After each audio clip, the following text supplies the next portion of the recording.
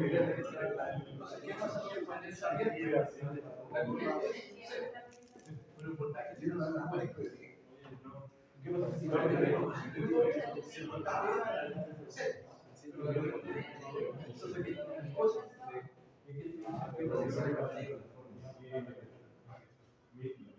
Y son aquí te dicen corriente de y voltaje de roca. El idioma.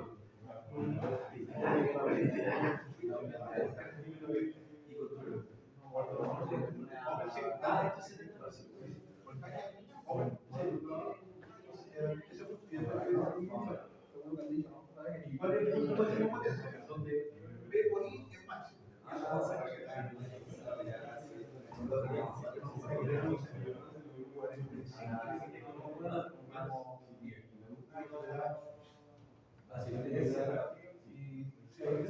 Esto es esa curva dice cuando está el sol en el 4 grados, pero en invierno no está así. En invierno está así. Dígame, bien. Y ahí dice, por eso por Argentina el mismo manejo de la velocidad. Tiene que ver con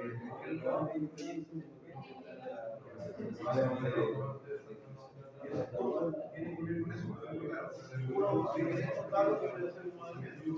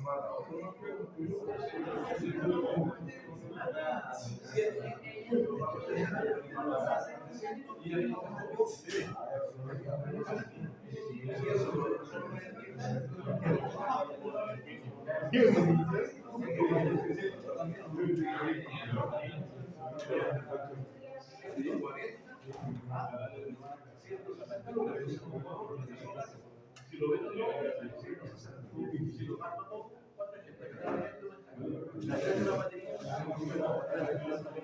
Si no lo hace, la batería, cuando lo hace, la batería y yo saco la batería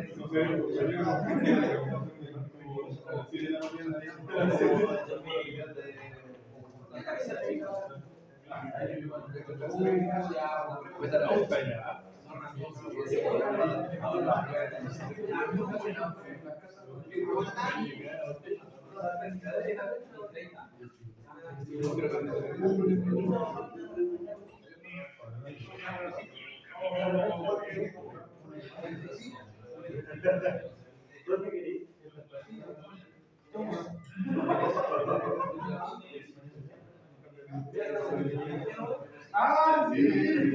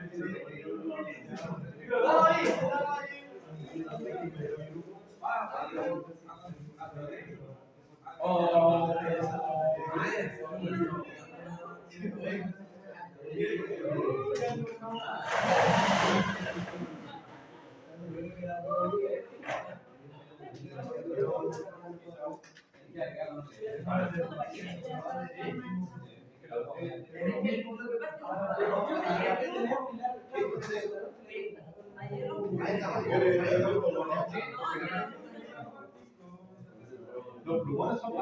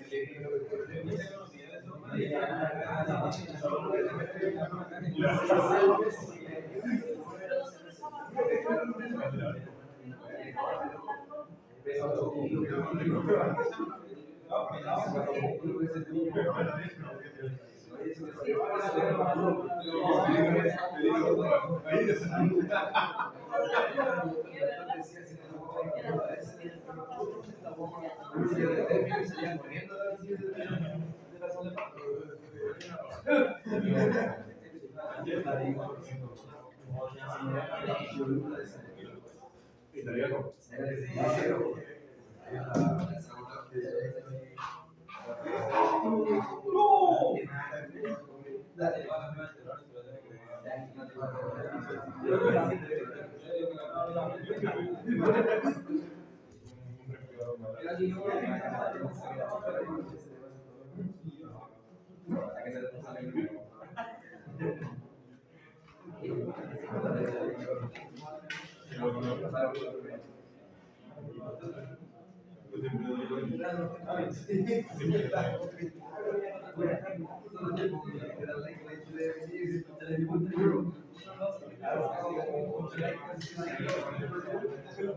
No sabía de cuánto, pero yo siempre.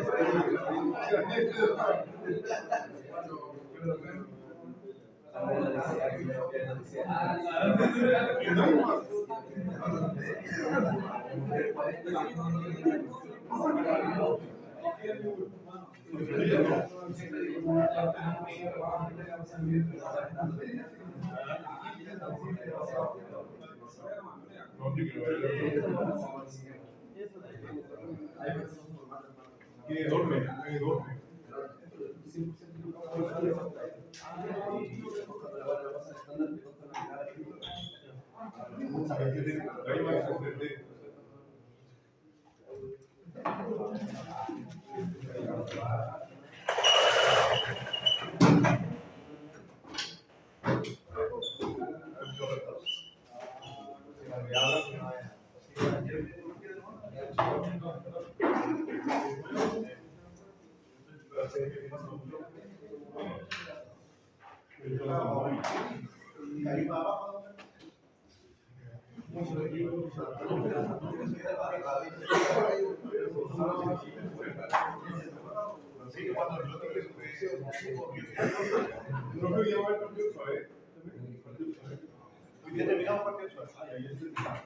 Buenos días. Vamos a terminar hoy día el tema del partido. Vamos a hacer un pequeño repaso de esto, como les comenté a sus compañeros.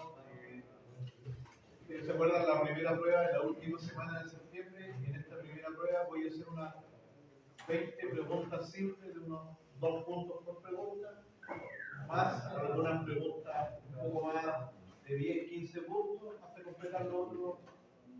Y de estas preguntas vienen varias, unas 2 o 3 de esos y una de estas de 10, 15 va a ser de acá y unas 2 o 3 de estas van a ser de acá. Son 20 puntos, 25 puntos van a ser de esta materia y lo demás es la parte de instrumentación que deberíamos comenzar la próxima clase. Entonces, ¿qué es lo que hace el partido suave? El partido suave controla el voltaje. Este sería el tiempo. Y lo controla aplicando una rampa de voltaje al inicio.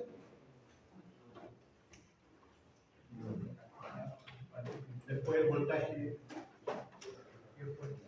Entonces, este tiempo 1, durante esto se produce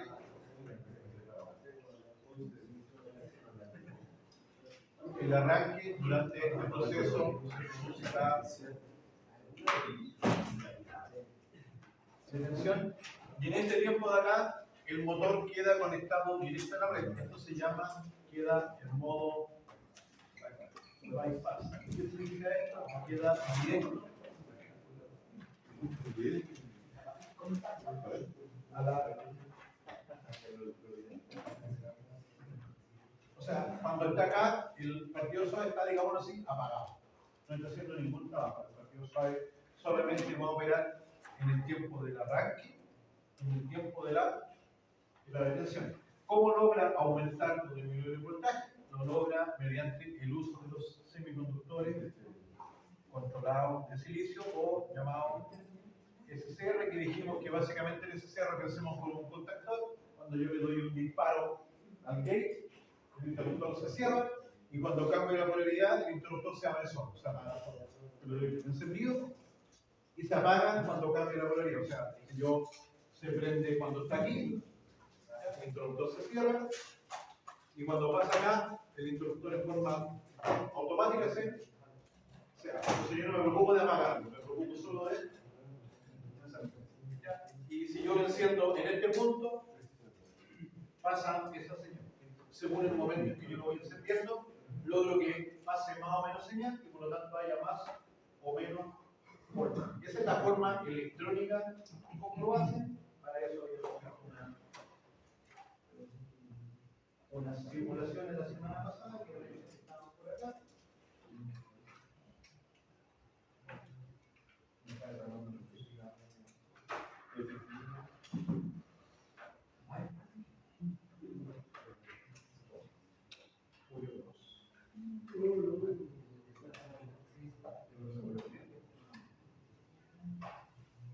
Entonces, lo que va pasando acá, claro, que cuando nosotros vamos cambiando el ángulo de disparo, el SCR que va produciendo, que lo que es escrito en rojo es el voltaje. Entonces, a la medida que yo voy moviendo el ángulo de disparo, la onda roja se va completando. apretando. ¿Y qué pasa con el voltaje ahí? Va aumentando. Eso, ese fenómeno que es lo que yo veo como ciclo a ciclo, acá nosotros ya decimos esto. Y que digo aquí que el voltaje parte bajo y llega hasta el voltaje nominal, que significaría que esto aquí llegó al 100%, el voltaje que sea. Eso es lo que está pasando ahí. ¿Y qué es lo que hace? Claro, que esta onda parte ahí, chiquitita, pero después en algún momento llega a ser la onda completa. Y eso en el tiempo se ve así. Entonces, cuando parte acá, sería equivalente que de la onda completa, que es la que está segmentada, tengo solamente ese pedacito, y a medida que van pasando los ciclos, va aumentando el ángulo de disparo, la tensión va subiendo, hasta que después de un tiempo llega hasta la onda completa. Eso es esto. Entonces, ahora, ¿qué pasa con un motor cuando nosotros aplicamos esto o cómo se ajusta? Ahí en la imagen tenemos un partidor suave estándar, que son los que tenemos acá en el laboratorio. ¿Qué ajustes tiene? Tiene re pocos ajustes. Ahí tiene alta información. Primero, ¿cuántos tornillos tenemos? Tenemos 3. Acá tenemos, claro, 1, 2, 3, 4, 5. Y por acá abajo no se alcanza a ver muy bien. 6, 7, 8, 9 tornillos. 3 de arriba y 3 de abajo son para la entrada trifásica y la salida trifásica. L1, L2 y L3 la entrada trifásica, L1, L2, L3 la salida trifásica. O sea, de los 9 tornillos se me fueron 6 en la parte de fuerza. Y me quedan 3 bordes de tornillos para la parte de control. La parte de control es muy simple. Dos de esos otros 3 tornillos son para alimentarlo. Aquí hay uno que se llama A1 y otro que se llama A2. Entonces tenemos los 3 de fuerza entrada. 3 de fuerza serían 6. La bobina 2, 8. Me queda un puro tornillo para que prenda y llevar. Acá, yo en la entrada tengo un puente. Si yo cierro el puente ahí, este equipo se enciende. Y cuando se enciende hace el circuito de control, un poquito más adelante, el circuito de control sería algo tan simple como eso. ¿Cierto? Ya vimos, L1, L2, L3, entrada. L1, L2, L3, salida. Ya los 3 tornillos. A1, A2, bobina. Y la IN1 es para la alimentación. ¿Cuáles son estos dos circuitos? Aquí me dice A1, A2, alimentación. Y la entrada basta con que yo haga un puente entre A1 y N1. Si yo cierro aquí, el equipo se activa. ¿Y qué significa que se active? ¿Qué hace eso? Cuando se activa, hace esto, arranca. Y queda ahí. Y cuando eso se abre, se apaga. Y este sería el circuito simple, en que yo pongo aquí, podría poner hasta un 912 ahí. Y si yo cierro, hace eso. Este circuito, ¿cuál es la diferencia? Que acá hay un contacto y ese contacto es de un revés. Es parecido al que hicimos en el variador de frecuencia, ¿se acuerdan? Pero esto lo hicimos por 4, porque pusimos una señal para que gire por un lado, otra señal para que gire para el otro, y 2 señales para la velocidad alta y velocidad baja. Entonces, esto es como para hacerlo automático. Entonces, yo con algún sistema cierro este contacto, y eso es para hacerlo manual. Yo aprieto el botoncito, se cierra y yo. Entonces, el circuito de control es súper simple. Los circuitos de control acá son simples. Y el funcionamiento también es bastante simple. Pero lo que hay que entender es cómo ajusto estas cosas. Y eso no es tan simple, aunque tampoco es complicado, es mucho más fácil que un variador de frecuencia. Entonces, ¿qué es lo que voy a tener que ajustar yo? Este punto, ese punto. O sea, ajusto qué tiempo yo quiero para que arranque y ajusto qué tiempo quiero para que se detenga. Y lo otro que vamos a ajustar es esto de acá. Este voltaje. El voltaje de inicio. Porque yo podría partir de 0 o podría partir de este. Aquí yo puedo, igual como en el variador de frecuencia, ese era el parámetro 0. Si este fuera un variador de frecuencia que usamos en el laboratorio, este era el parámetro 0, este era el parámetro 7 y este era el parámetro 8, tiempo de aceleración tiempo de frenado y voltaje de inicio. ¿Ya? En el variable de frecuencia teníamos, aparte de eso, muchos otros parámetros para muchas otras funciones. Acá solamente ajustamos eso. ¿Con qué voltaje yo quiero partir? ¿Cuánto tiempo quiero que se demore en arrancar? ¿Y cuánto tiempo quiero que se demore en detenerse? No hay más. Ahora, hay algunos variadores que ya tienen, como les había comentado, capacidad de programación y podríamos tener algún otro ajuste, pero generalmente es el de corriente y no mucho más allá. Y algunas protecciones como que se pierda una fase, cosas así. Entonces, acá, esto no va a tener que se puede mostrar. Entonces, si nos fijamos, tenemos esos tres selectores. Y aquí gráficamente más o menos me dicen que hay como una rampita ahí, una rampita. Entonces acá dice, aquí no se alcanza a ver de atrás, pero dice 0,20. Y ese 0,20 sería este. Yo puedo colocar en este modelo de 0 a 20 segundos el tiempo que arranque. Y lo mismo acá, el tiempo sería, en este caso, este de aquí. También dice de 0 a 20 el tiempo que está terminando. Consulta ahí, ¿conviene más hacer los 20 segundos completos? Vamos a ver un poquito más adelante, porque esto, cómo ajusto esto, depende de lo que yo quiera mover. Depende. Si este es un partido suave, lo que nosotros buscamos, aquí todo esto, nosotros buscamos que la corriente, en vez de ser así, sea así. Y buscamos que el torque, en vez de partir tan grande, sea también. Entonces, claro, menor corriente, menor problema para los conductores, para los transformadores, para las protecciones. Que el torque, en vez de ser un gran torque, menor problema para todas las piezas mecánicas. Porque si yo quiero mover algo y lo empujo, lo empujo, se generan todos esos movimientos. Si yo lo voy moviendo gradualmente y lo desplazo igual, mecánicamente todos los esfuerzos y todo lo que está ahí es menos de micro. Las piezas se gastan menos, duran más con el tiempo. Entonces, un ejemplo bien burdo, pero al final es lo mismo, rotacionalmente hablando. Y este parámetro que está acá es muy importante. Este que está acá sería, como les digo, el punto de inicio. ¿Para qué me sirve esto? Porque al final el torque va a ser igual a una constante por el voltaje que estoy aplicando al cuadrado dividido por un serie de otros números. Entonces, con este voltaje que yo lo doy acá, yo le estoy dando al motor el torque.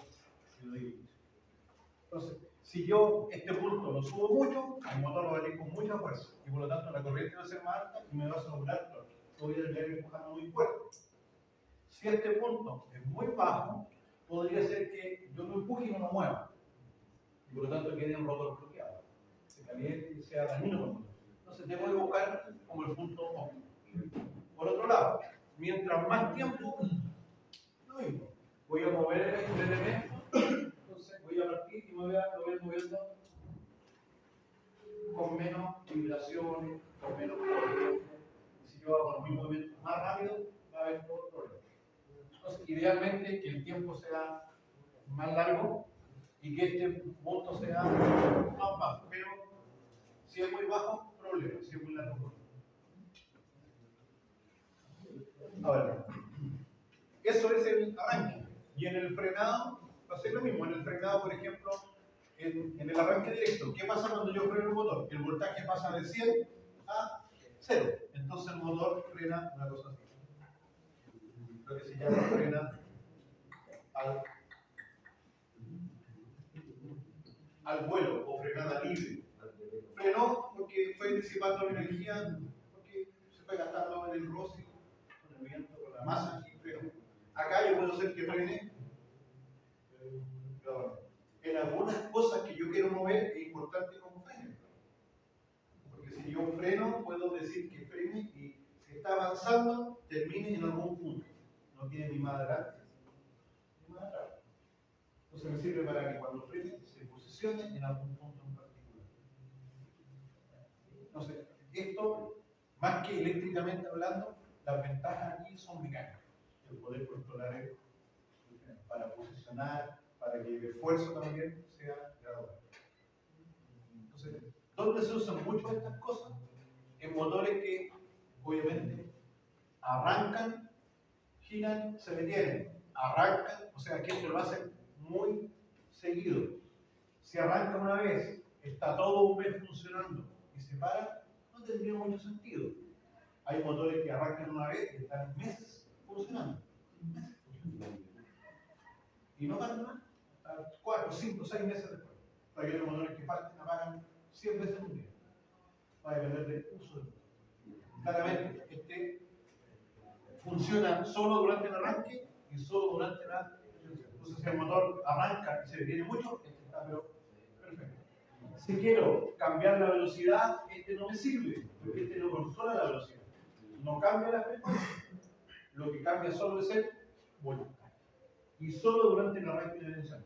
Entonces, ¿qué pasa aquí cuando está al 100%? Entra lo que se conoce como bypass. Acá me lo está mostrando en esta figurita. Me está diciendo, ¿sabe? Aquí vendría la red. Y acá vendría el motor.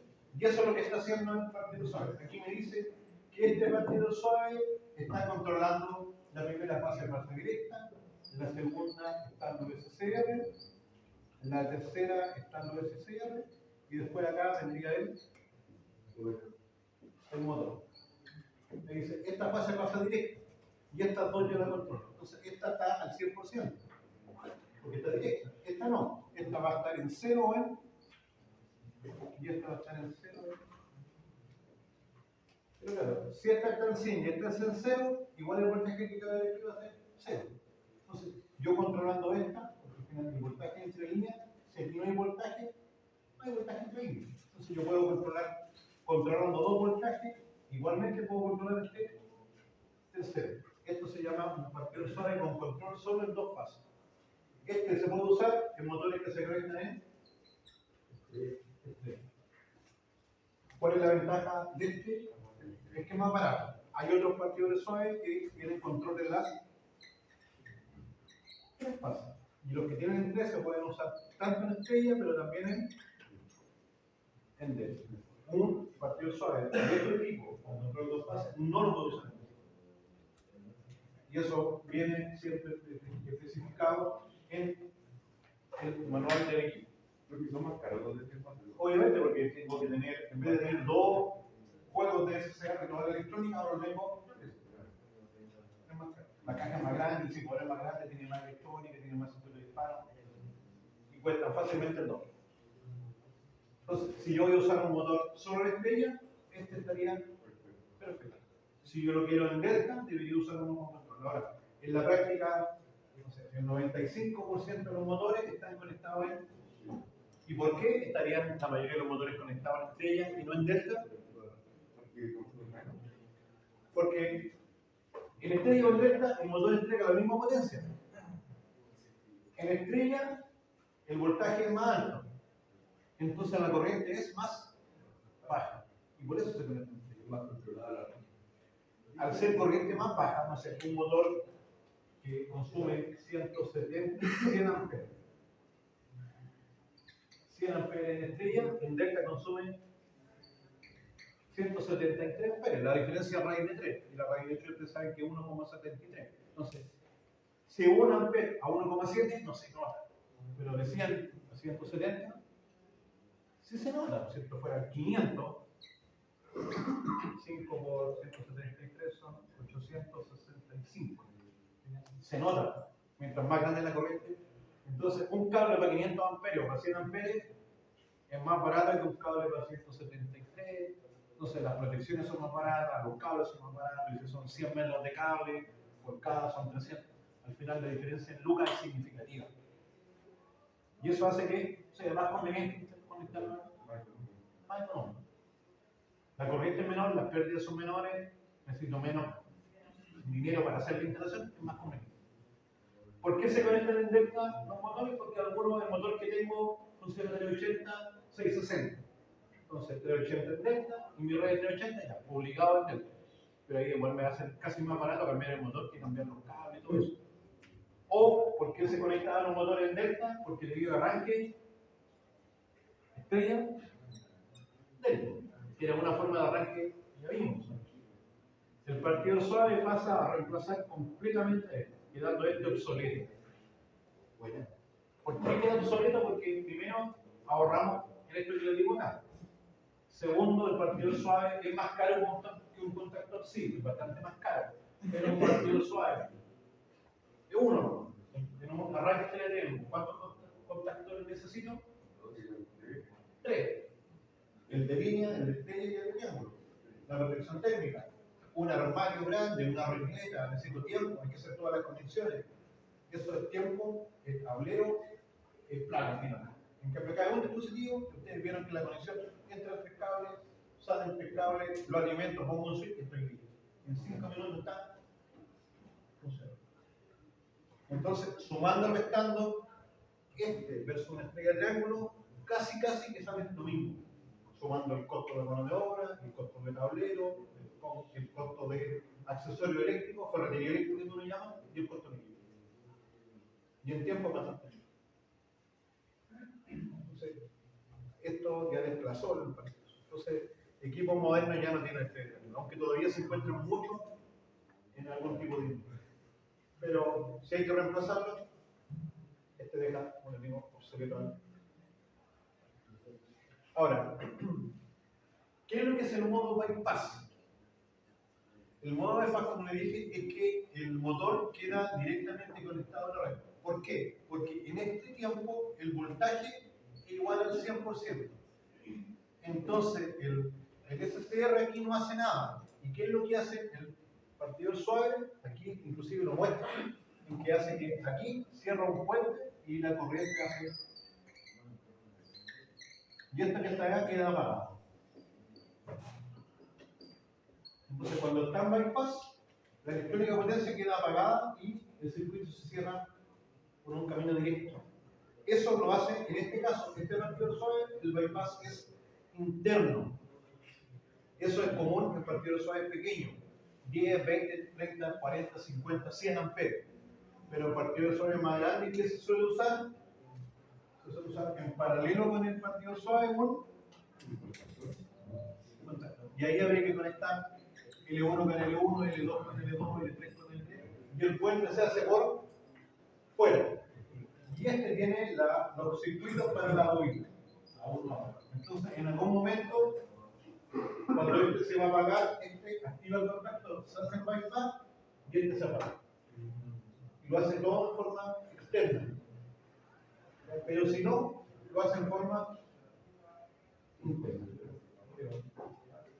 Claro, si es con forma externa, pues hay que poner un contactor en paralelo y el tablero me queda más grande y todo, pero básicamente es poner en paralelo la fuerza, sacar el borde para la bobina y seguir.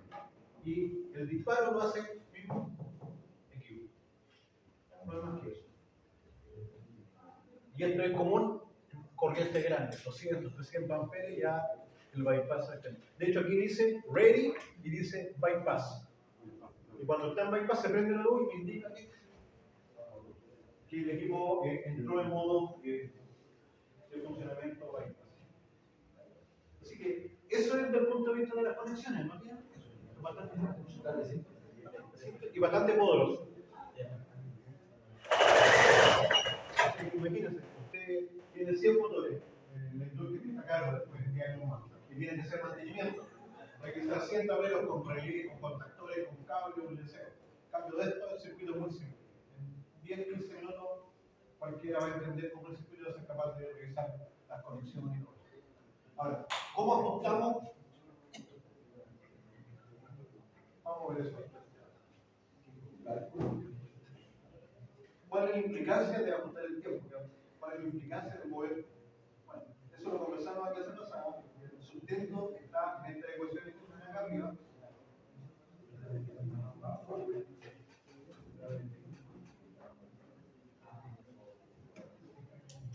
Este es el sustento. Yo ajustando el voltaje que se ve, en este caso, durante el modo bypass, el voltaje no le hacemos nada. Durante el arranque yo parto de 0 volt a 100%. Y durante el frenado también. Entonces, si yo voy ajustando el voltaje, puedo ir ajustando la corriente. Y si voy ajustando el voltaje, voy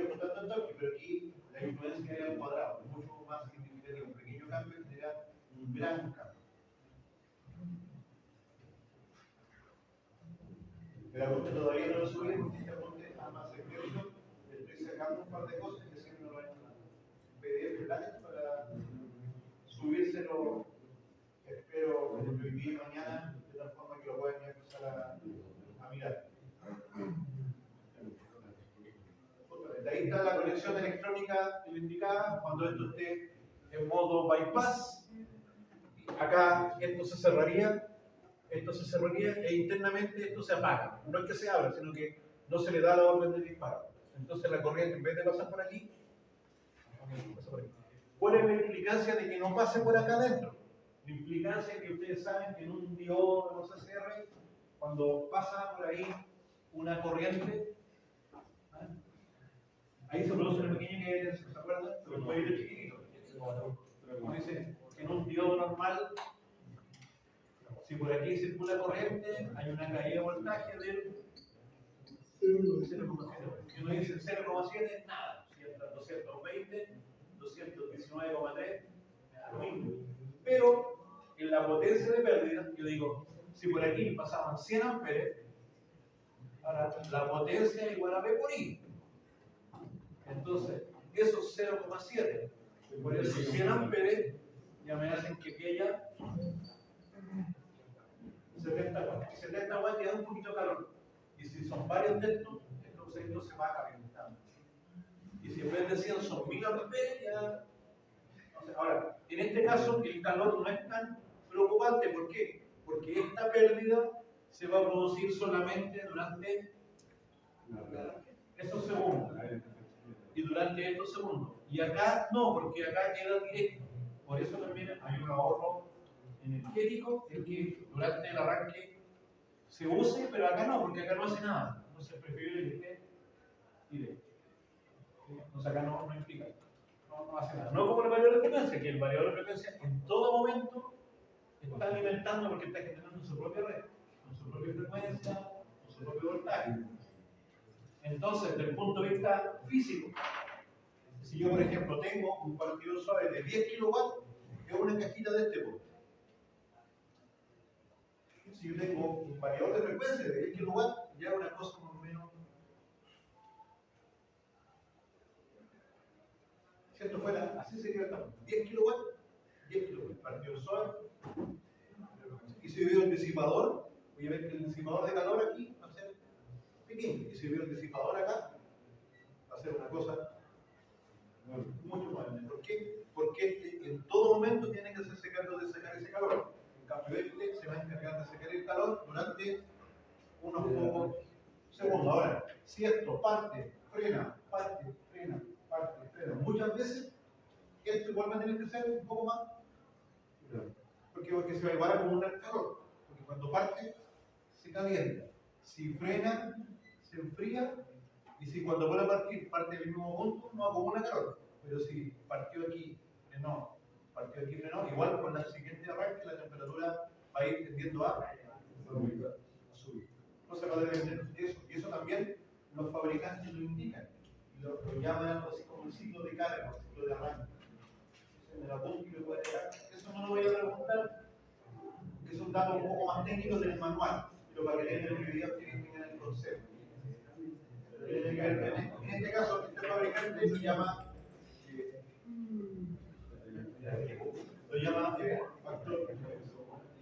factor de Master, pero si arrancan y se detienen muchas veces, se va a calentar. Y ahí, si yo uso un partidor suave para trabajo pesado, lo más probable es que sea un poco más grande, y en la parte del disipador, la parte del aluminio, lo voy a quedar un poco más voluminoso. ¿Por qué? Porque está pensado para poder ir más por el carro. Yo creo que a veces los armajes de control están en este tipo de equipo, el problema siempre va a ser la corriente. La corriente, ese B por I o ese famoso I cuadrado por R, ¿ya? Genera, si la resistencia de un cable, la corriente al cuadrado por la resistencia del cable, produce la pérdida del cable. Y esa pérdida es pérdida de energía, de plata, de calor. Entonces va a calentar el elemento y se va a perder plata. Entonces, si yo bajo eso, ahorro y me hago menos problema térmico. Entonces, en estos equipos, lo que se busca obviamente es que en el diseño puedan trabajar constantemente. Eso lo vamos a ver un poquito más adelante. Vamos a conversar un poco del tema técnico dentro de aquí. Pero primera cosa, como estos trabajan poco tiempo, la electrónica son más pequeños, son más baratas que uno. Pero hay que considerarlo, no es como, ya no me preocupo de ese tema. Sí, los fabricantes, por ejemplo, acá dice un factor de margen que tiene que ver con el tiempo de arranque, el tiempo de funcionamiento y el tiempo de pausa. ¿Y qué es lo que busca esto? Que se produzca eso, que cuando arranca se calienta, cuando frena se enfría y que no se produzca este traslado. ¿Para qué? Para que no se produzca un aumento de temperatura. Eso es lo que busca.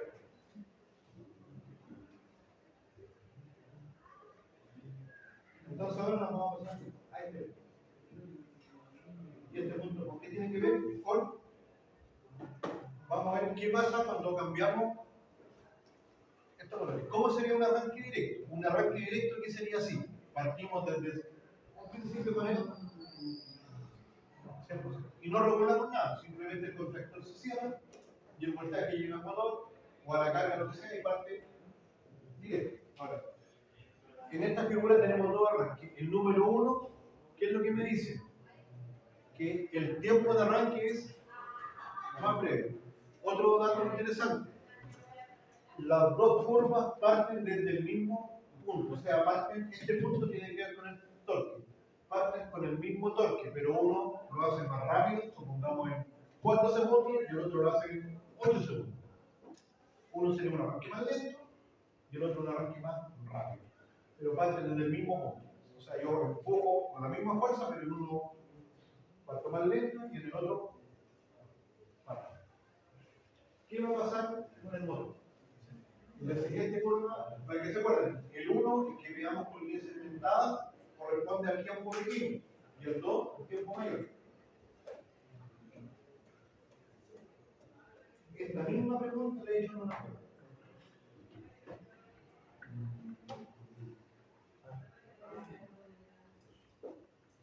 Entonces, ahora que tenemos ahí, tenemos 4 curvas. 4 curvas. Veamos qué significa cada una de ellas. La verde, que es la más grande, ¿qué es lo que es? La más grande. Sería el torque que tendría el motor si lo conectamos a un contactor, ¿cierto? Con un arranque directo. Entonces, si arranca directo, parte full. El número 1 es. El número 1 era así. Y el 2 era así. ¿Y qué es lo que es el 3? El 3 que lo voy a marcar acá en verde.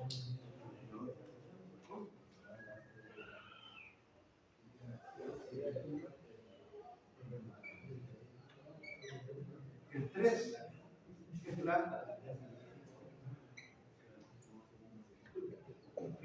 el elemento mecánico que queremos mover. En este caso, aquí lo que dice es que la carga es un ventilador. La carga en este caso es un ventilador.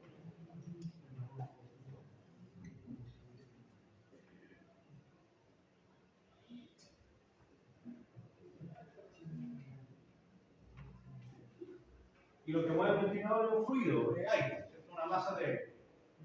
Cuando nosotros movemos fluido, ya sea una masa de aire o un líquido, el torque que nos pide el elemento es así. Parte de un punto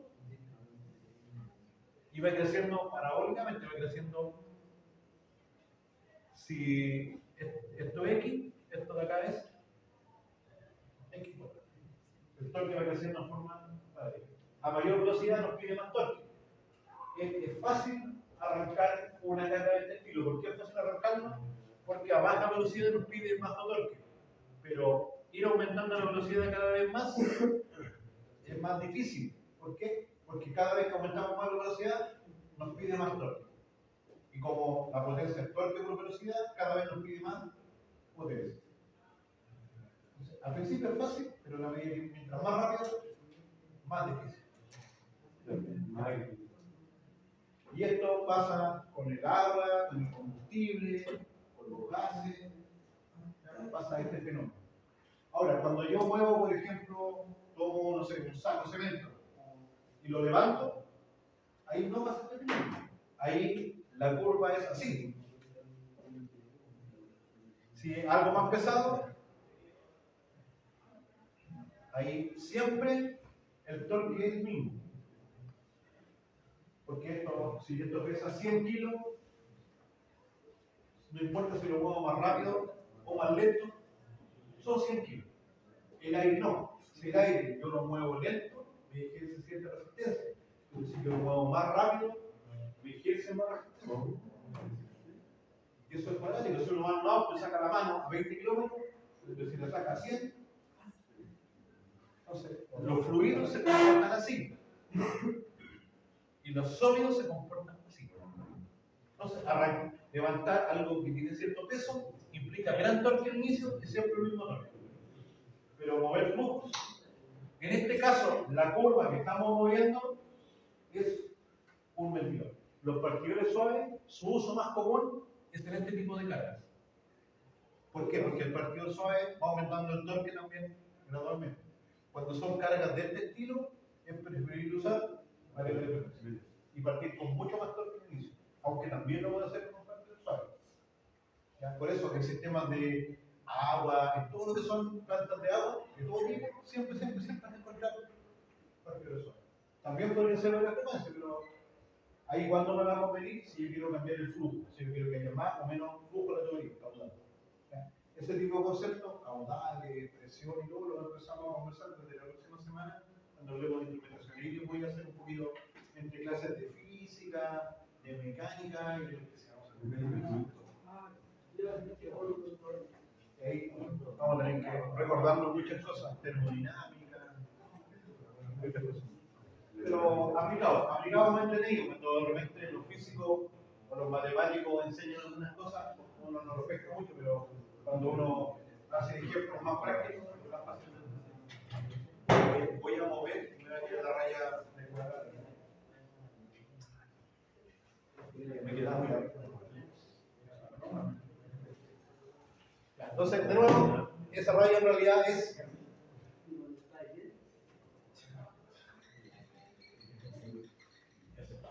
entonces, ¿qué pasa con el arranque 1? Fíjense. Ya vimos que el 3, la curva que está acá, esto de aquí. Entonces, fíjense, esto sería como que por un lado vamos a pensar que tengo el torque de la carga y por otro lado tengo el torque que va a generar el motor. ¿Qué pasa si el torque de la carga es mayor que el del motor? Pensemos que estamos en un gallito, una vencida, y este es mayor que este. No se va a mover. Para que se pueda mover, tiene que ser el torque del motor mayor que el torque de la carga para que genere ese momento. Y ese momento, como esto va girando, va haciendo que gire. Entonces, nosotros lo que queremos es esto. Para que si el torque del motor es mayor que el torque de la carga, lo que se produce aquí se llama aceleración. Acelera, arranca. Pero, ¿qué pasa si eso siempre es mayor? Esto aceleraría y llegaría a una velocidad infinita. Entonces, en algún momento esto acelera y posteriormente, cuando ya está girando, llegamos a que el torque de la carga dinámico es igual al torque del motor. ¿Y qué debería pasar ahí? ¿Sigue acelerando? No, ahí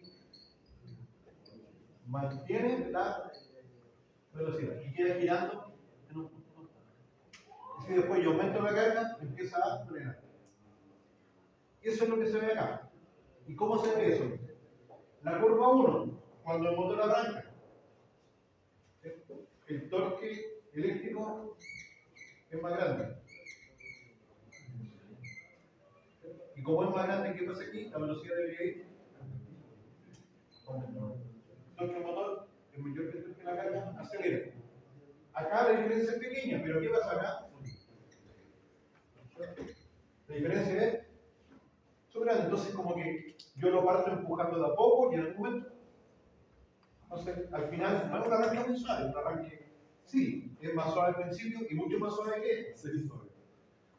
Porque acá, imagínense, aquí parte de una, entonces el motor parte de una.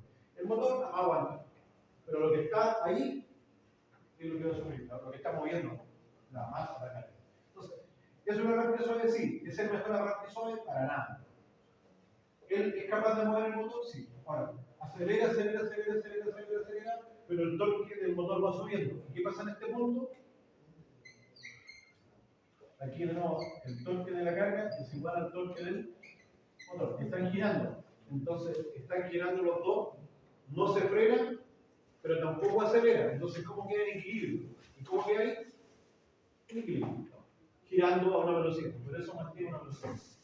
Ahora, si la carga crece, empieza a bajar la velocidad. Si la carga fuera menor, empieza a aumentar hasta la velocidad sincrónica. Y no se puede pasar. Y ya llega a la velocidad no momento. Entonces, ¿es un arranque mejor que un arranque directo? Por supuesto. ¿Es el mejor arranque posible? No. Ahora veamos el número 2. El número 2 ya no es esa curva, sino que sería con la, obviamente, con la número 2. Ahí.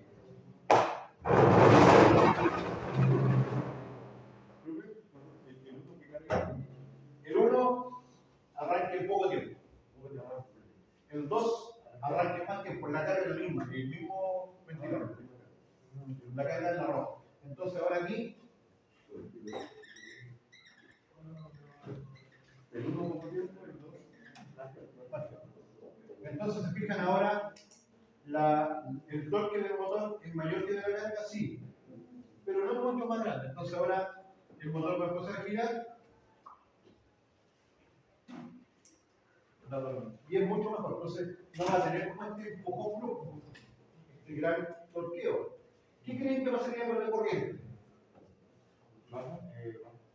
Del 1 con respecto al 2. ¿Cuál debería ser peor? ¿Cuál va a ser más grave? A 1, porque yo tomo algo que lo empujo fuerte. Entonces tengo que tener como lo mismo. Si genero más fuerza, genero más corriente. Y en el 2, la diferencia, toda esta diferencia, pensemos así, esta diferencia, estos tres arranques finalmente logran que el motor gire, pero todo esto que está acá, es pérdida de calor, las piezas se rompen, hay que hacer un mantenimiento, que el planes, etc. Y si esto pasa tantas veces al día, esos pesitos van sumando que no son millones. Entonces al final, detrás de todo esto, está eso siempre. Hay un factor técnico, por supuesto, pero también hay un factor económico. Si uno hace las cosas y derrocha, después las cosas no funcionan mal. Entonces, un arranque directo me sirve, claro, si el motor arranca una vez y no para todo el día y arranca otra vez, no es tanto lo que pierde. Pero si está arrancando y teniendo muchas veces, esto se va sumando. Y se justifica toda la inversión. ¿Qué pasaría, por ejemplo, si esta bomba ahora tiene más carga? Entonces, ¿qué pasaría con la curva de la carga? La voy a dibujar ahora en azul. Entonces, ahora la carga es así, partió de aquí. Pues. A ver, aquí hay otra línea que no han visto ustedes, que es esta que está acá. Y una línea que. Y esta línea es el torque del motor nominal. Este es el torque de arranque. Entonces, vamos a dejar el motor por acá. Entonces, vamos a partir por aquí. Vamos a tomar la curva de carga y vamos a poner aquí.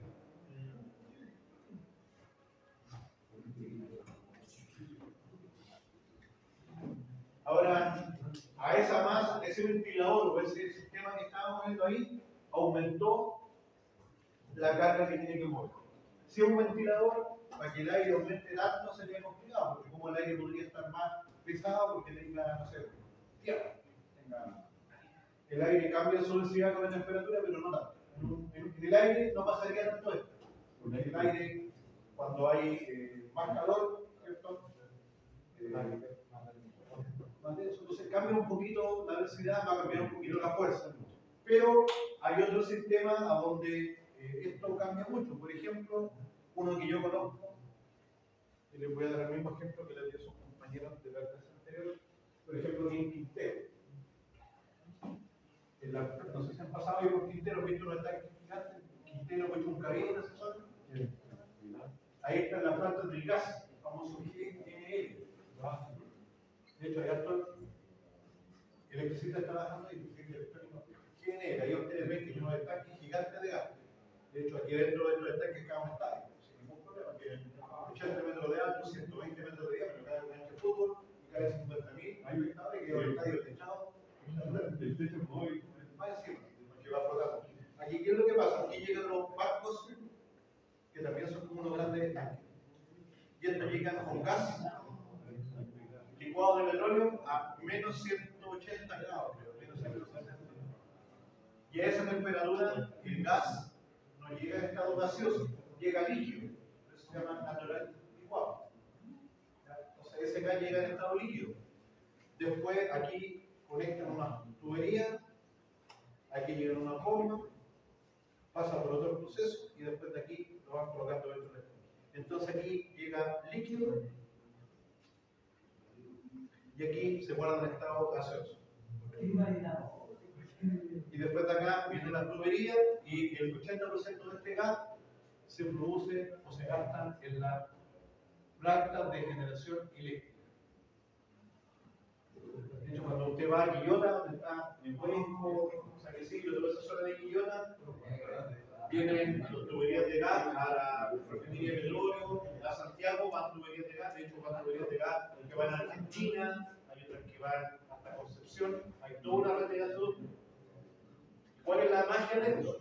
Que cuando usted tiene el gas en estado líquido y lo pasa a estado gaseoso, el poder calorífico es el mismo, pero ahora este mismo volumen, más o menos, no me acuerdo si son 400 veces o 600 veces más volumen. Entonces, un estanque de eso en estado líquido equivale a 600 estanques. Entonces, en realidad, si yo transformo en estado gaseoso, es un barco, pero si lo puso en estado líquido, es como que yo tuviera ahí 400 barcos. Y estos barcos, cuando están aquí, más o menos duran 30 días. Entonces, esos 30 días, el barco queda conectado al estanque y va sacando de a poco, va llenando esto, y de aquí va sacando para la ciudad. Y cuando ya se acabó el mes, se acabó el barco, se va el barco y llega otro. Entre unos 40 días más o menos dura un barco. Entonces, en el año llegan 10, 12 barcos. Y con eso queremos producir electricidad para casi todo una parte. No, todo Chile. De esta planta hay tres. Hay una en Tocopilla, en Alexis, por allá, en el norte. Está la cara de Niño Maravilla, que salió al mundial. Que salió el Niño Maravilla en el mundial de Sudáfrica. Está llegando a Sudáfrica. Está llegando a Sudáfrica, Brasil, Rusia.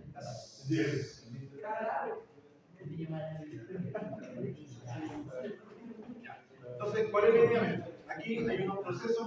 Esta cañería que se conecta acá es una tubería de 400 milímetros, 40 centímetros. Pero cuando se conecta la cañería se limpia. ¿Cómo se limpia? ¿Cómo crees que se limpia la cañería? Que mide, no sé, 300, 400 metros de largo. Se limpia pasando un aire, como usted tiene el video, lo haría. Aquí se limpia con nitrógeno. El nitrógeno es un gas que permite mover la impureza, pero no es que tenga corrosión, no contamina, se diluye fácilmente. De hecho, el aire es 80% nitrógeno. Y el oxígeno es como un 19% y el otro son gases no. Argón, xenón, nitrógeno, pero casi todo nitrógeno, el aire. Entonces se limpia con aire puro para que no produzca oxidación. No se pasa así. Entonces se ventea. Entonces estas bombas que están acá, hay estanques especiales con nitrógeno, pasa por aquí, limpia, aquí se ventea y una vez que está listo, se empieza a pasar para allá el gas que viene a otra presión. Entonces, en algún momento esta bomba funciona en un sentido, impulsando, y después funciona en sentido contrario, digamos, absorbiendo. Entonces, en algún momento trabaja en un punto de carga y después trabaja en otro punto de carga. El punto 2 entrega, el 2 era más tiempo, ¿cierto? El 2 es más tiempo y el 1 menos tiempo. Ahí estamos.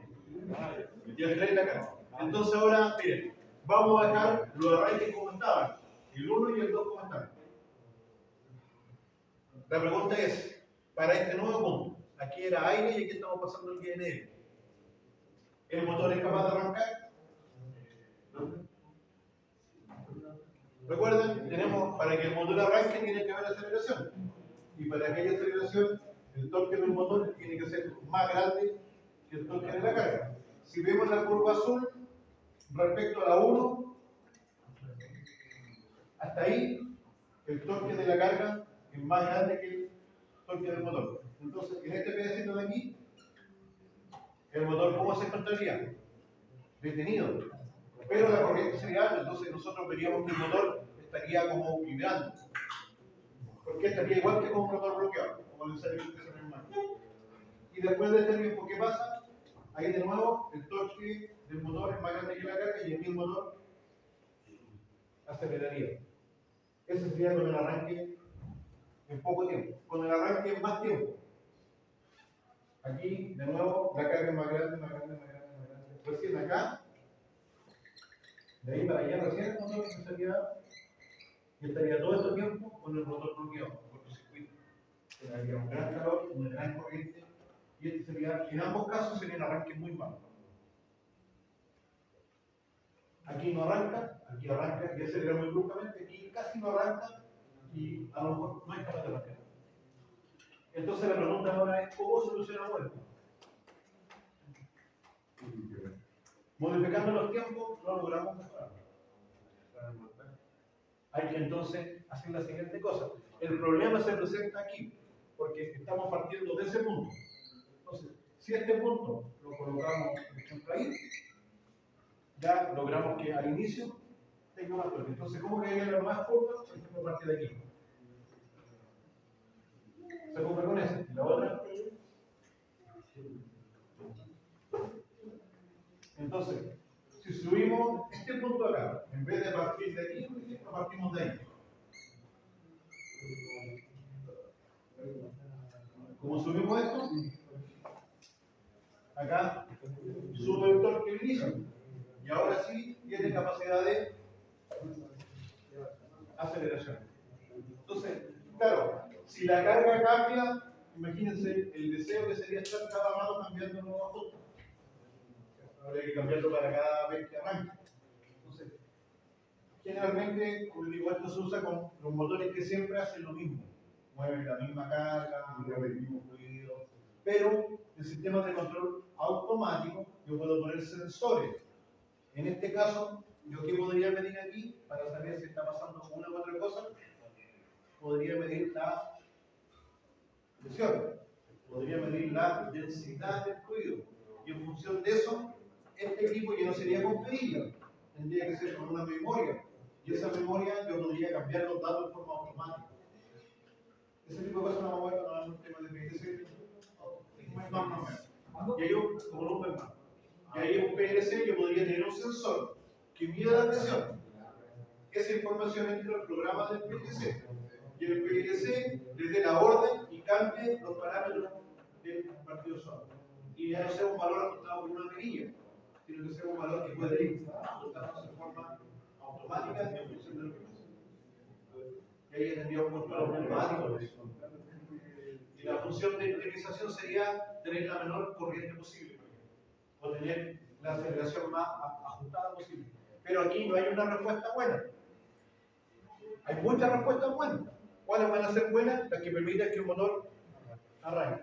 ¿Y cuál sería un buen criterio? Que el motor arranque,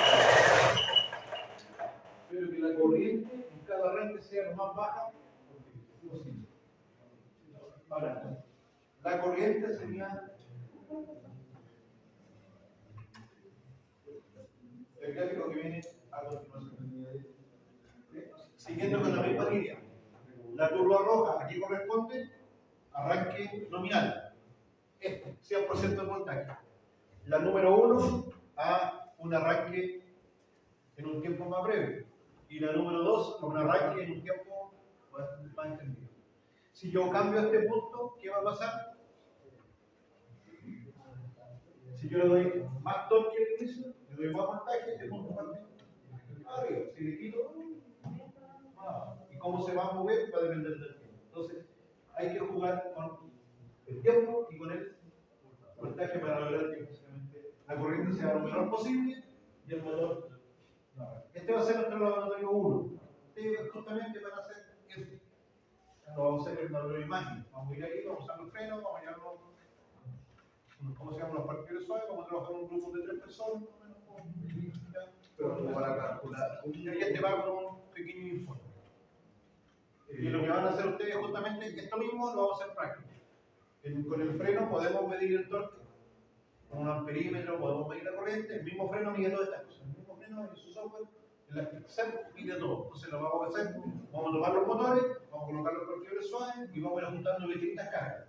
Para que ustedes hagan esto. ¿Qué cosas van a hacer ustedes? Por ejemplo, acá. El motor en vacío. El motor en vacío. La carga esta va a ser 0. Entonces el motor arranca, yo puedo poner este punto mucho más abajo y el motor va a arrancar. Pero en la medida que yo le empiezo a poner carga, me va a costar arrancar. Y vamos a poner cargas de este tipo, como un ventilador, pero también vamos a poner cargas como un peso. Y eso también lo hace el pincel. Me puede poner carga, dice ventilador, o dice bomba, y otra carga dice que es una grúa. La grúa es una masa que yo llevo. Entonces vamos a tener curva. Y van a ver cómo se comporta. Y el programa no es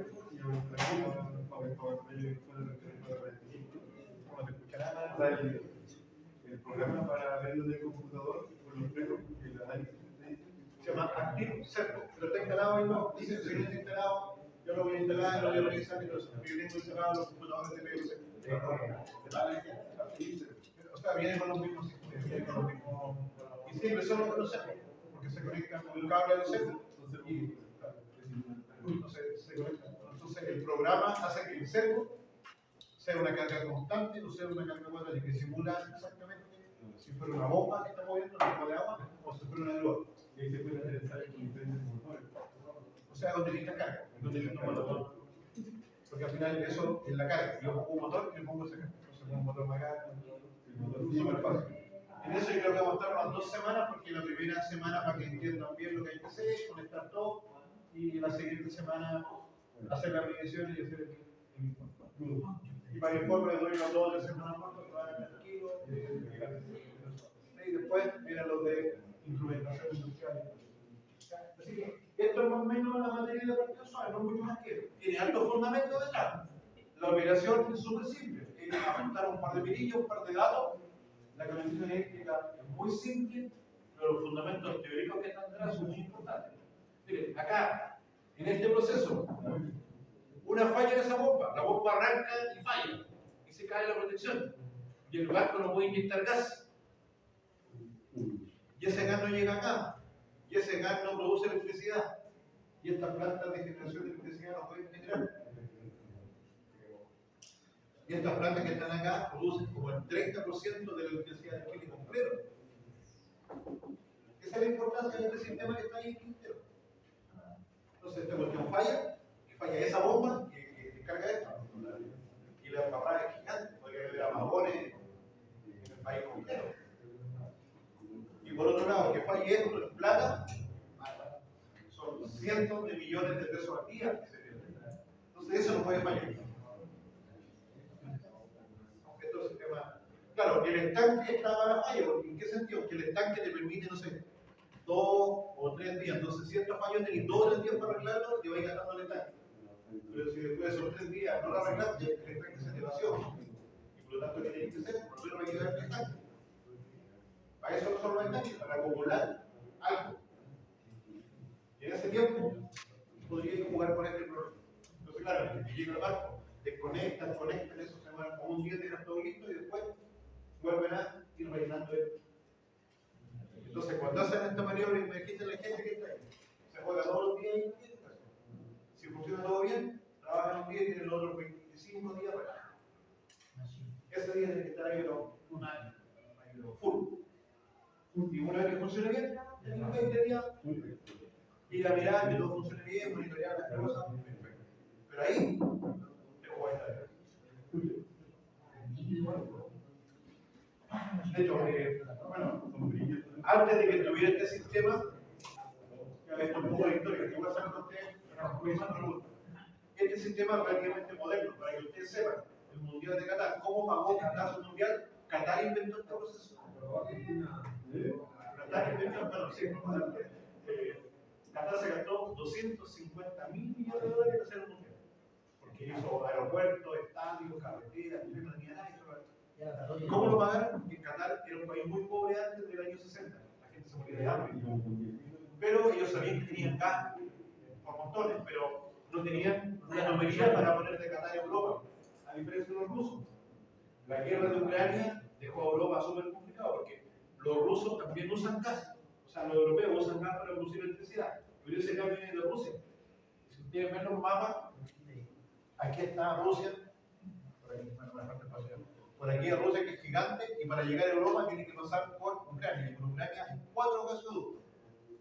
Estaban haciendo uno por el Mar del Norte, que se llama Nord Stream, que explotó, hubo una polémica, pero estos 4 gasoductos iban para Francia, Alemania, todo eso. Y por acá pasaron casi miles de kilómetros, que lo producen por acá. Son miles, 5.000, 6.000 kilómetros de tubería, una bomba gigante.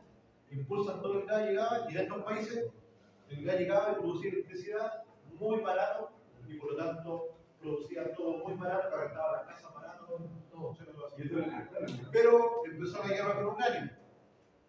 ¿Qué hacía con ese gas? Ganaba plata, y con esa plata compraba armas para la guerra Ucrania. Entonces, ¿qué dijeron los países? No le compramos más gas. Perfecto, pero ahora, ¿de dónde sacamos gas para la electricidad? Entonces ahí estas plantas sirven para eso. Entonces, cuando el gas no va por tubería, va a volver. Y el que inventó ese proceso de la Qatar sabían que tenían gas de sobra. Qatar no gana petróleo en petróleo, vende 95% gas, 5% petróleo. Pero es el mayor vendedor de petróleo, de gas del mundo. Y eso mantiene, por eso es muy. Y ahora están embarrados en el famoso estrecho de Hormuz, la guerra con Irán. ¿Qué pasa? Que en esa parte del mundo, que es una cosa. Aquí está los Emiratos Árabes Unidos, Uruguay, por aquí está Qatar, por aquí está el estrecho, aquí está Irak, por acá Irak, por aquí está Kuwait y acá está Arabia Saudita. Todos estos países producen mucho petróleo y mucho gas, y por aquí hay un estrecho que tiene como 10 kilómetros de ancho. Yo pongo 2 barcos ahí y no pueden pasar los barcos, 2 barcos de guerra. Entonces, como no pueden pasar los barcos, no pueden salir a vender el barco. Y ahí Chile compra acá petróleo, no compra acá en el. ¿Quién compra ahí? Japón, Corea del Sur y China. Esos 3 compran casi todo eso. Pero ¿qué pasó? Japón compra el 80% del gas, China el 60%, y Corea el 100% del gas. No tienen gas. Y con el gas produce la electricidad. Entonces, ¿qué tuvieron que hacer? Ya que no había gas, ¿qué tuvieron que hacer? Ir a comprar gas a otro lado. Y del otro lado yo estaba vendiendo 100, de repente tengo una fila de países que me quieren comprar acá. Yo digo 200, lo vendo a 200. 400, lo vendo a 400. Lucas, y lo vendo a Lucas. Porque al precio que yo lo vendo me lo van a comprar. Porque si no, se quedan sin gas y para la producción eléctrica empiezan los apagones por alto del país. Entonces eso hizo que el precio del gas, el precio de la benzina y el petróleo subiera a nivel mundial. Y aunque uno está para acá en Chilito, nosotros le compramos gas a Argentina, ¿ya? Petróleo de Argentina a Ecuador. Nosotros tenemos tuberías de este estilo que van a Argentina. Y los argentinos nos venden gas por ahí y también aprovechan de sacar el gas por los puertos chilenos y lo venden a otros lados. Entonces, para esos países, pero igualmente, los países hacen contratos a 10 años. Compran el gas a un precio por 10 años. Entonces, si yo te compré a 10 años, a mí esto me da lo mismo. Si el precio sube, ahorro. Si el precio baja, pero eso son otro tipo de negocios.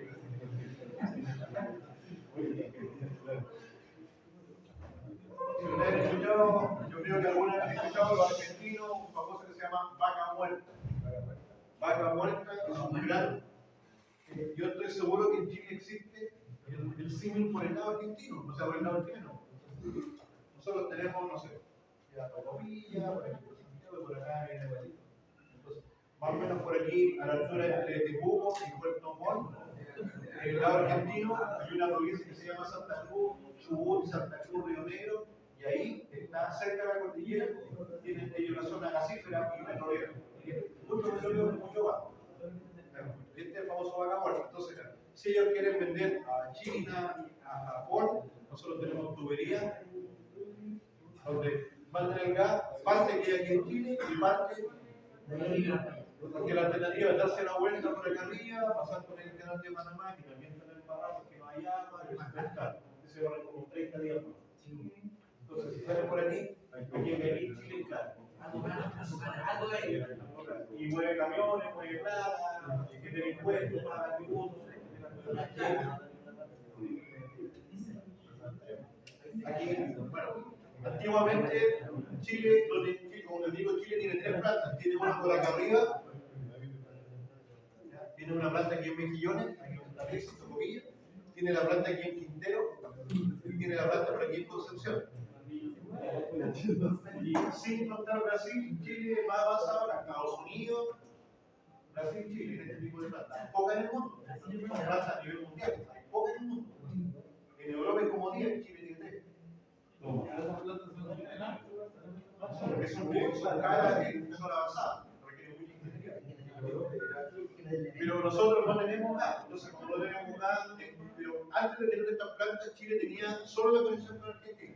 Y hubieron muchos años que los argentinos nos pusieron el gas muy barato, no tuvimos ningún problema. Pero en el año 1998 tuvimos un problema gigante. Los argentinos esto no lo tenían tan desarrollado, tenían mucho menos producción. Y hubieron unos inviernos gastaron mucho más en Argentina. Ellos también no usan gas por lo mismo, producir electricidad y producir calor. La cuenta en Argentina antiguamente ahora le cobraban cada 3-4 meses de gas. Porque te cobraban en plata chilena 2.000 pesos cada 4 meses. Entonces ni siquiera valía la pena mandarte a cobrar, porque no era más caro mandarte a cobrar que el gas que te cobran. Entonces uno iba y todo lo que era gas y todo eso lo tenían prendido todo el tiempo. Botaban. Así que no pagaban nada. La electricidad era barata, lo regalaban. Tú ibas y tenían siempre todo prendido todo, porque era tan barata que no les costaba nada. Botaban. Entonces, en un momento que se llegó a tal punto, gastaron tanta energía que no les quedó gas para vender a Chile. Aunque habían contratos firmados, no lo tomaron en cuenta y le cortaron el gas. ¿Y qué pasó acá? Tuvieron apagones de 4 señores todos los días. Entonces, de repente que en Viña, no sé, el día martes, jueves, viernes había apagón de las 4 de la tarde a las 10 de la noche. Y había apagón completo, todo eso. Ahorrar. Porque, claro, mientras tanto, estas plantas se demoran años, entonces no había alternativa. ¿Qué es lo que tuvo que hacer Chile? Que compraba carbón como alternativa y ir a comprar carbón. Pero hasta que los barcos lleguen y compren carbón son 20, 30, 40 días. Y las plantas estaban pensadas para acá, entonces cambiaron la planta de cada carbón también fueron meses. Y ahí todas estas empresas eléctricas quebraron. De hecho, fue tanto así que, por ejemplo, las mineras del norte podrían cobrar más. Imagínate, tú me estás vendiendo a 100. Y si me vendía a 100, perdí el plata. Yo te acepté que no subía el precio para que me pudieras subir. Si no quebraba el precio, no te decía para el país. Y eso fue durante 1 año, 2 años que estuvimos complicados. Y por eso se hicieron estas plantas de gas. Entonces ahora esos barcos de gas se pueden comprar en cualquier parte del mundo. Y de oro los argentinos no empezaron a vender gas barato, pero ahora si los argentinos nos cortan el gas, podemos comprar gas a Ecuador, por ejemplo, tienen plantas de gas en Ecuador también. Y ahora el mayor productor de gas del mundo no es Qatar, es Estados Unidos. Estados Unidos se ha hecho rico con la guerra vendiendo gas licuado a los europeos. Todo el gas que vendía los rusos antes, ahora lo vende Estados Unidos. Estados Unidos gana, por ejemplo, Canadá también gana mucha plata vendiendo gas y petróleo. De hecho, lo que más vende Canadá es petróleo. Vende mucho más petróleo. Viven súper bien los canadienses, son súper ecológicos, pero lo que más venden es petróleo y gas. Y bueno, lo que lo pendejo. Y bien de mame. No me acuerdo que lo que pasó con el gas del cuerpo encendió otro tipo de cosas. Entonces, ahora inclusive, ¿qué pasó en algún momento? Para cerrar esta historia como de geopolítica. En algún momento los argentinos, como no metieron plata acá, les faltó gas a ellos. Y como Chile ya tenía los puertos chicos, les terminó vendiendo gas a Argentina. Llegaron los barcos de gas acá. Nos formábamos líquido gaseoso, usaba los mismos tubos que vendíamos de aquí. Con el desorden que tiene la Argentina en su país, los argentinos son el séptimo país más grande, tienen más de 3 millones de kilómetros de terreno.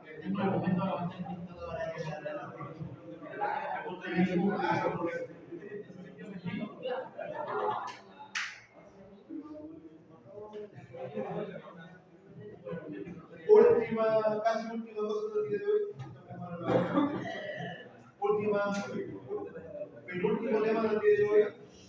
Quiero que vean esta curva, este gráfico, y que me digan qué significa.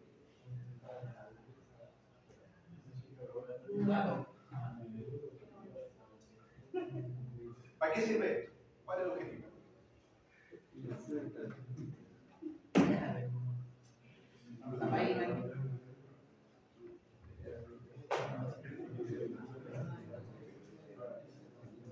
Ahora Chile, gracias a lo barato que está produciendo electricidad por el sol, y que tenemos la suerte de que en el norte de Chile, sobre todo en esta zona entre la segunda y la cuarta región, aquí está el mejor sol del mundo. ¿En qué sentido? Que yo pongo un panel solar ahí, genera 10 veces más que si pongo el mismo panel en Alemania. Plata. ¿Por qué? Porque hay más días con sol y el sol pega más fuerte, porque ahí está, no estamos a nivel del mar. ¿Cierto? En el norte no tiene la planicie, la cordillera del mar, y está en cualquier parte, no está a 2.000 metros, 3.000 metros, y ahí están puestos los paneles. Y encima no hay días con nubes. Entonces el mismo panel puesto ahí genera mucho más electricidad que en cualquier parte del mundo. Entonces, ¿qué ha pasado con eso? Que el norte se llenó y más encima ese terreno no tenía otro uso. Era cerro y cerro que no tenían otro uso. Entonces, toda esa energía que se produce ahí, porque hay sol que es el mejor sol del mundo. Porque llega más fuerte, está más días y menos días. Pero por lejos no. Entonces eso ya ha permitido que cada vez compremos menos gas, que necesitamos menos agua, y actualmente como el 30% de la electricidad se produce del sol. El problema ¿cuál es? Que el sol está en el día y en la noche no está. Entonces, ¿qué hacemos en la noche? La batería. Y eso es lo que estoy diciendo ahora. Los sistemas que se llaman BESS. BESS. Battery Energy Storage System. Sistema de energía de batería. ¿Y qué es lo que está haciendo esto?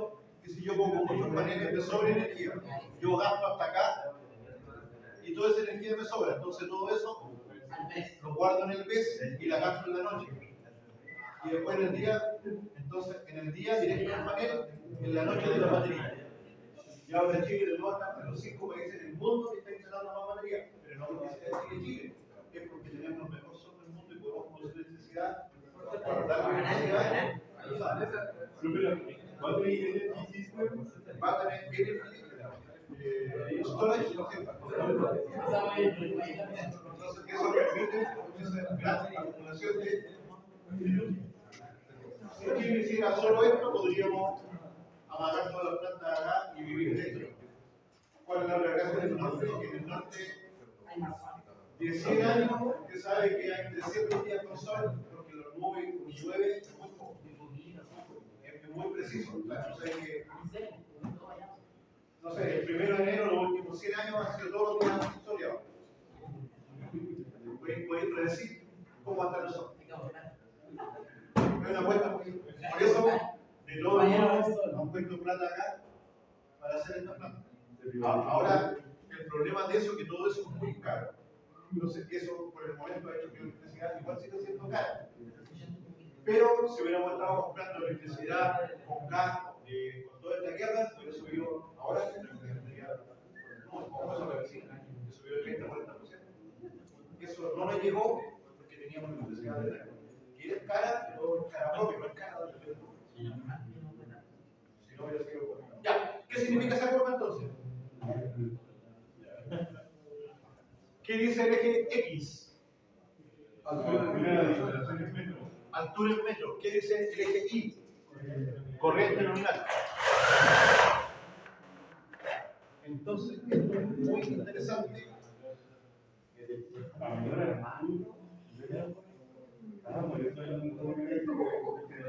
Entonces, miren, vamos a fijarnos primero en esta parte. 1000 metros.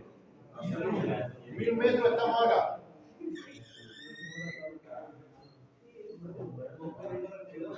Vamos a hacer un ejemplo. Voy a pensar que tengo un partidor suave que es para 500 amperios. Y esto que acá es un factor. Entonces, si el partidor suave lo voy a instalar a una altura de entre 0 y 1000 metros, el factor es 100. O sea, el factor sería por 1. Entonces lo puedo usar para 500. Si yo lo voy a instalar a 3000 metros. Pero ¿para qué 3000 metros? Si 3000 metros en Chile es una altura considerable, ¿cierto? Si vamos aquí a la montaña, el Cristo Redentor está a 3000 metros, en Argentina. Pero en el norte de Chile tenemos una ciudad, no sé, Calama, Salvador, están a 1500 metros. Y de ahí, alrededor de esas ciudades, está lleno de grandes centros productivos, Chuquicamata, Radomiro Tomic, Ministro Ares, Sierra Gorda, un montón de faenas mineras. Miles y miles de trabajos que están ahí y que producen. Entonces, esa faena puede estar a 3000, 4000, 5000 metros. Hay una que se llama Quebrada Blanca, eso está a 5500 metros. Entonces, si yo instalo ese mismo partidor o cualquier equipo eléctrico, un motor, un transformador, esto le pasa a cualquier equipo eléctrico, un variador de frecuencia, lo que sea, a cualquier equipo. Ahora el factor, no sé, debería ser 0,86. Entonces yo lo voy a los 500, lo multiplicaría por 0,86 y esto ya sería. Ese equipo ya no me sirve para 500 amperios, me sirve para 430. La pregunta sería ¿por qué? Eso pasa porque el aire a mayor temperatura tiene menos capacidad de refrigeración. Entonces el equipo a nivel del mar, el calor lo evacúa por el sistema de refrigeración, por las disipadores de aluminio y todo lo que tenga. Pero mientras más alto, le cuesta más evacuar el calor. Por eso, esto, los maestros, la gente que viene y dice, hay que aplicar el factor de ratio. Y el factor tiene que ver con eso, porque a mayor altura, los equipos eléctricos, no solo un partido suave, cualquier equipo, cualquier elemento, le cuesta más evacuar el calor. Se calienta más. Generalmente hasta 1000 metros no se considera. Esto los equipos dirán, no sé cómo, dirán 1000 metros sobre el nivel del mar. Así generalmente vienen las caras. Si yo voy a instalar un equipo, para ¿qué partidor suave debería instalar yo para que soporte los 500 amperios? Entonces debe decir, yo quiero 500 y el factor es 0,86. Y eso debería ser aproximadamente de 600 amperios. 6 por 8, 48, 6 por 6, 36, más o menos por ahí. Entonces debo comprar un partidor de 600 para poder usarlo en. Por eso se llama ese factor de ratio. ¿Por qué? ¿Eso a qué se debe? A que el equipo se va a calentar más. En un motor, ¿cómo se enfría un motor, por ejemplo? El motor, el calor se produce ¿dónde? En la bobina. ¿Cierto? La bobina queda dentro del núcleo, esto es hierro. Después viene la carcasa, y la carcasa que tiene aquí, aleta o puede ser cilíndrica. Entonces, el calor de aquí se transmite por convección, porque está tocándose por conducción, al metal, del metal a la tapa y de la tapa aquí. Y cuando viene el aire aquí, ese calor se disipa de ahí. Y esto se enfría. Entonces, ¿cómo yo podría mejorar que esto se caliente menos? Poniendo más cobre más grueso para que tenga menos resistencia.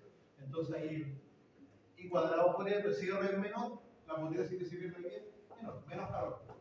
Colocando aquí un hierro de mejor calidad, colocando aquí aluminio que es de hierro, para que el aluminio disipe mejor el calor, que esta aleta sea más grande, más finita, cambiando la forma. Y eso hace que el motor sea especial, sea más caro, que tenga mejores materiales y puede generar, botar más calor.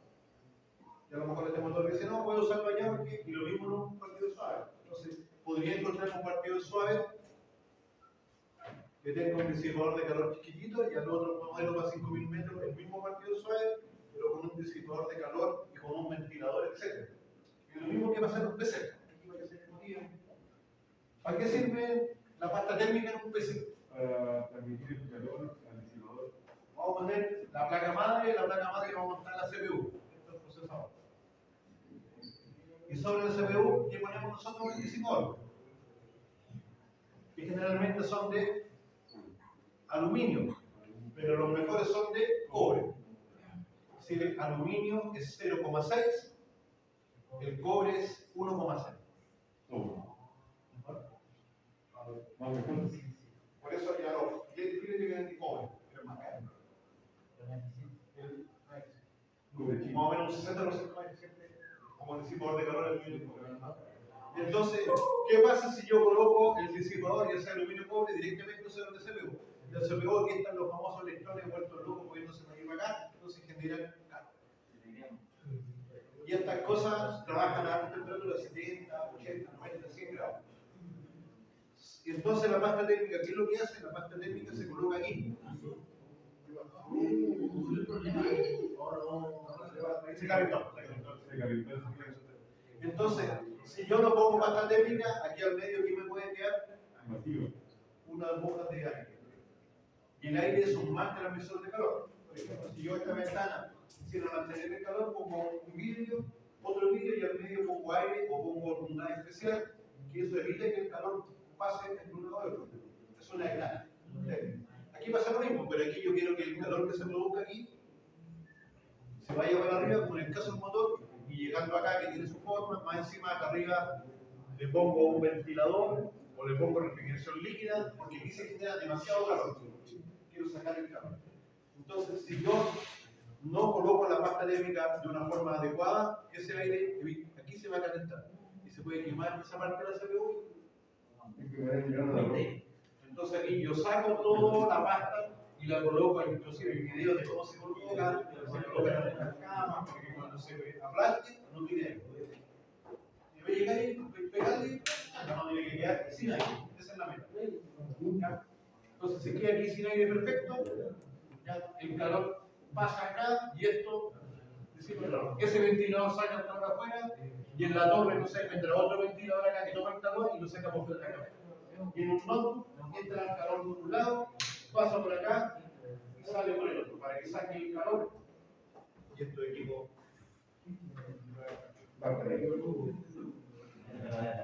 Y si usted está jugando ahí, no sé cómo. No sé, no me sé ningún juego, pero ya es Fortnite. Fortnite, no sé cuál más estará jugando.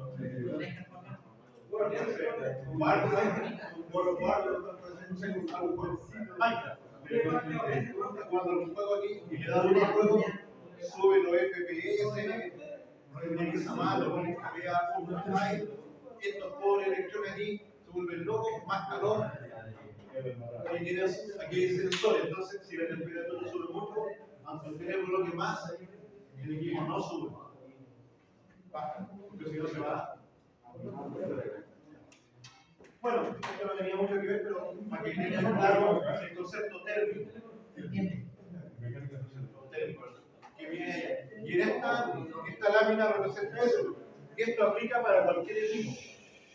En Chile tenemos esta singularidad, que uno puede estar trabajando y viendo 3.000, 4.000, 5.000 metros. Si uno está en Europa, la montaña más alta en Europa tiene como 4.600 metros. Y en alguna parte de Europa se vive a 10.000 metros. Sí. En Estados Unidos la parte más alta son 4.600 metros. Es un monte por allá que va a esquiar, pero la ciudad más alta es Denver, está a 1.600 metros. A una milla. Para los que les gusta el básquet, la Walmart sí, es porque la ciudad está justo a una milla. Pero 1.610 metros sobre el nivel del mar. ¿Es una milla? Una milla. ¿Aquí altura está Santiago? 500 metros. La ciudad, para que vean estos datos como anecdóticos, en la plaza de las ciudades generalmente es como una marca, y en Santiago la plaza está 500 metros. Si yo estoy arriba del cerro San Cristóbal, donde está la Virgen del cerro San Cristóbal, ahí estoy a 800 metros. Si yo estoy en la Conde de Vitacura por allá, de lo que llaman el barrio alto llega a Alto. Si usted está, alguna vez han ido a Santiago al templo Bajay, que bonito que está 60.000 metros. El templo Bajay. Es hay un modelo cuidado que uno lo va a rápido a 500 y tanto, que ahí mismo lo sube y está ahí. Y en Santiago, el barrio alto, aparte de ser de alta altura, está en altura. Solo está en el barrio alto y mira por Santiago, mira. Por eso cuando hay una división, la porquería se va de acá, queda aquí, lo de acá queda con aquí. Se llama barrio alto por la plata, pero también porque está en. ¿Qué altura estamos nosotros aquí más o menos sobre el nivel del mar? 300. En el teléfono debe estar en la aplicación antigua, pero está como a 170 metros.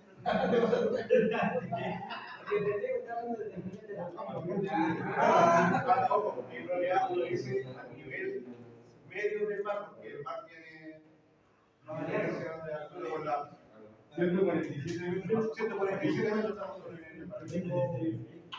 O sea que en el caso del tsunami, ya, queda libre por el día.